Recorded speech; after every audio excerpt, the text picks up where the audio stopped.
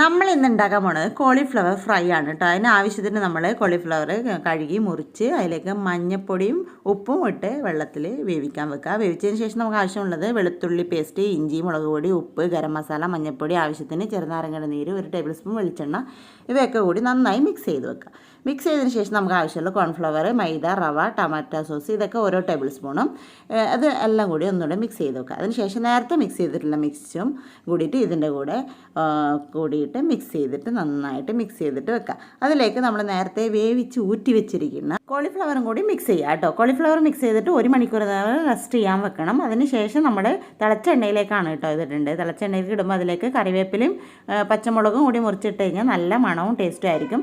കഴിക്കുമ്പോൾ tomato sauce ഇഷ്ടമുള്ളവർക്ക് tomato sauce മുക്കിയിട്ട് കഴിച്ചാൽ നല്ല രസം ഉണ്ടാവുമായിരിക്കും. ഞങ്ങൾ അങ്ങനെയാണ് കഴിച്ചത്. അപ്പോൾ പുറത്തൊക്കെ കഴിക്കുന്ന ഒരു ടേസ്റ്റാണ്. അപ്പോൾ തീർച്ചയായും ട്രൈ ചെയ്യുക. അന്ന് കമൻറ്റിൽ അറിയിക്കാം. ഓക്കെ.